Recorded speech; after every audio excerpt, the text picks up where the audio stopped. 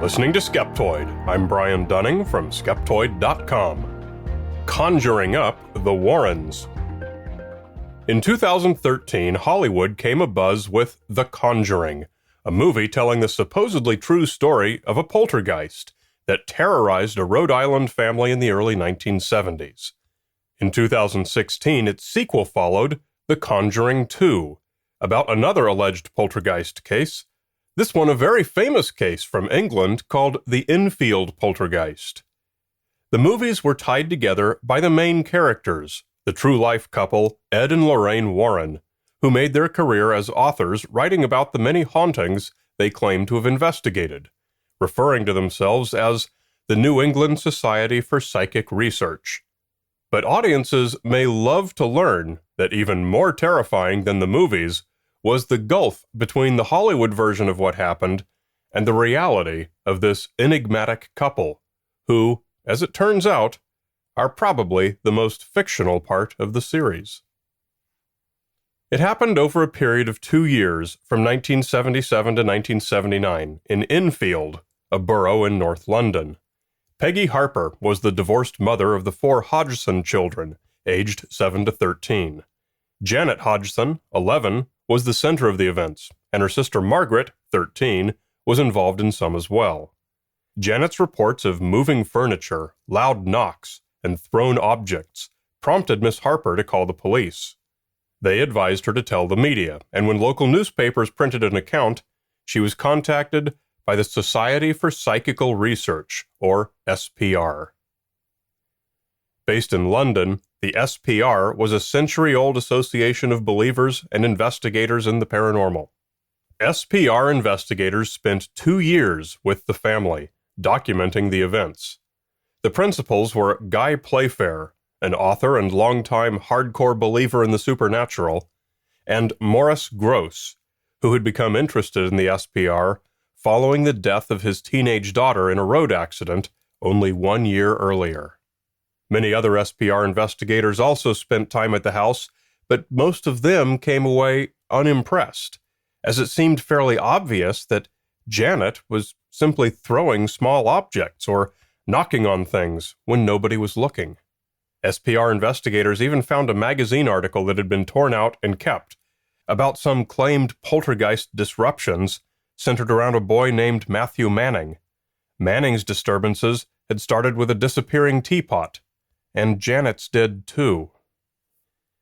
But Playfair and Grosse were never dissuaded, even while acknowledging that Janet was undoubtedly responsible for at least some of the disturbances. Once, when Janet and her mother confessed that Janet was responsible for everything to a reporter, Playfair and Grosse actually persuaded her to retract it. Janet reported being violently thrown from her bed. Playfair and Grosse set up cameras and took pictures, widely available on the internet, of Janet simply jumping on and from her bed. Efforts to ascribe a paranormal explanation are almost embarrassing. Raspy words were spoken by an unseen entity they called the Voice. Janet explained that the Voice would only speak when alone in a room with her or Margaret, and even then only if the door was closed. Despite this evident giveaway, and despite Playfair and Grosse catching Janet's lips, quote, barely moving, on camera, they maintained their belief. Objects were found in the wrong room or in unusual places. Playfair and Grosse considered these moves to have been impossible, but skeptical authors examining their reports consistently found no reason that Janet or Margaret could not have moved those things themselves in advance. In summary, the true Enfield poltergeist case was a sad collection of children's pranks, and not even elaborate ones. The biggest mystery is why Playfair and Grosse seemed almost insistent upon being credulously duped. But a closer look reveals a likely answer to this question. There's one very troubling aspect to this case that's seldom mentioned. 3 years before the disturbances began, Peggy Harper divorced her husband and retained custody of their 4 children. It was reported that the situation between the children and the father's new partner was a bad one. I brought this case up to a family psychologist, and here's what she said she'd expect to see. I would look for attention-seeking behavior from the children. Kids need touch, conversation, and a sense of importance. When they lose those things, they'll try to get that attention in other ways, acting out, for example. Then I revealed to her the specifics of the case, the throwing things and creating the poltergeist situation. And most importantly, Janet's confirming Playfair and Gross's belief in ghosts, in exchange for the positive attention she received from them. It sounds like the more creative her acts became, the more positive attention she received. The children's basic needs weren't being met, and this was a way to get them. If the mother had given them more positive attention and spent more time with them, the behavior might have stopped. I would have advised the mother to tell the children, "I know you're doing these things, and I understand why you're doing them. From now on, I'm going to ignore those things, and we'll find other things we can do together." Sounds like she hit the nail pretty squarely on the head. Most of the other SPR investigators were critical of Gross's relationship with Janet. Gross's own daughter who had died had been named Janet too. And there were other things they had in common, and he was intensely interested in the ability of the dead to communicate from beyond the grave.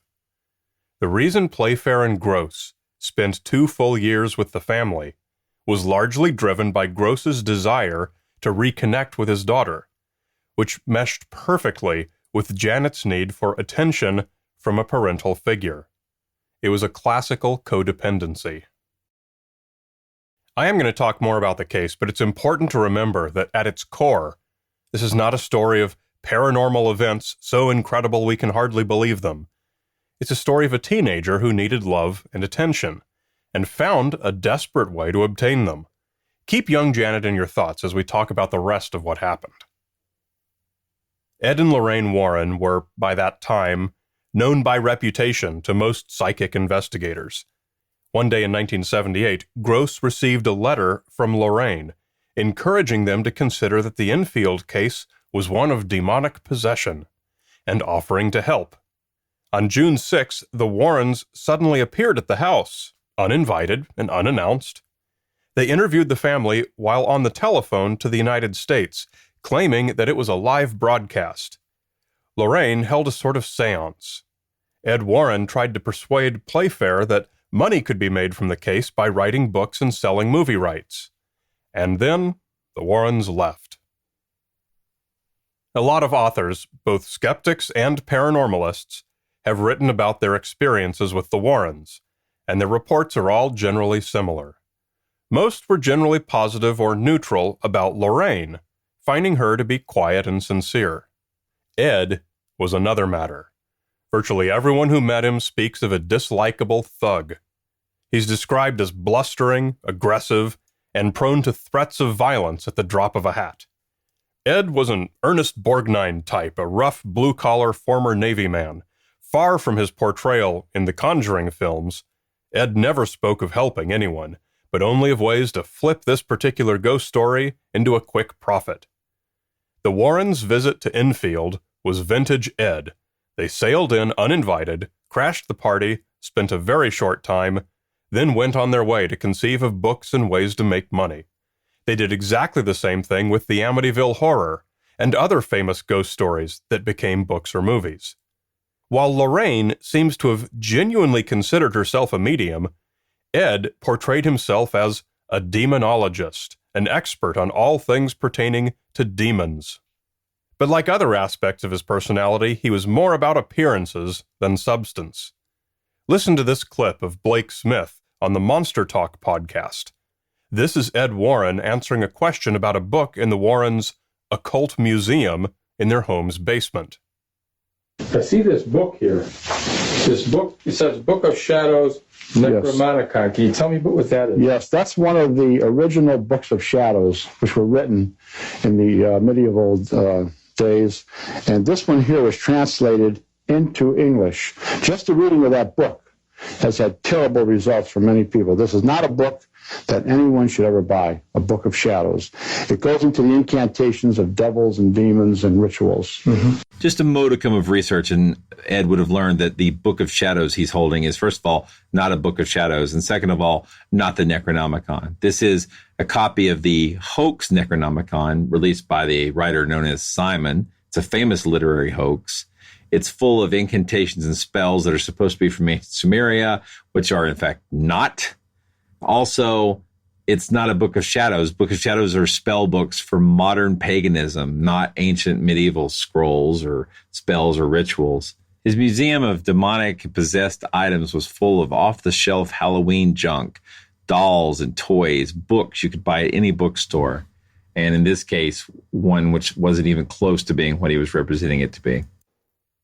The Warrens did return to the house one more time for a 3-day visit in August 1979 after Playfair and Gross had finally finished their investigation.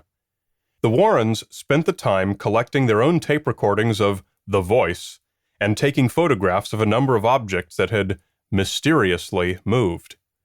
Media in hand, they left again, this time for good. Fast forward to the present day. The Conjuring 2 was released, bizarrely portraying the Warrens as the main characters and lead investigators, eager to help this family, plagued by horrifying apparitions and events that had nothing to do with the real case. Playfair was omitted completely, and Gross was depicted only in a secondary backup role as a well-meaning but useless amateur. It's no surprise that filmmakers took wild liberties with a story to make a more exciting film. And it's a bit exasperating that the grubbing Warrens were depicted as such virtuous and dedicated professionals. But it's truly sad that the entire case was, at its core, an exploitation of traumatized children who were reaching out for help in the only way they knew how. Playfair and Gross were too obsessed with their preferred ghost explanation to see it. The Warrens certainly couldn't have cared less, and the filmmakers chose a horror genre. They're real humans at the core of so many stories like this one, and missed opportunities to learn and help and do some real good. If you know a child in a similar situation who seems to want your attention, remember the Enfield poltergeist, and think up a better way to reinforce that child's importance. Janet and her siblings eventually all did grow up healthy and happy. She still sticks to her story, but understandably avoids talking about it.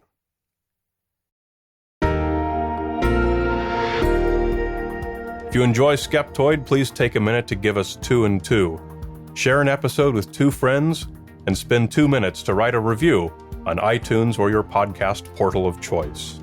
Thanks very much, it really does help. You're listening to Skeptoid, a listener-supported 501c3 public charity. I'm Brian Dunning from Skeptoid.com.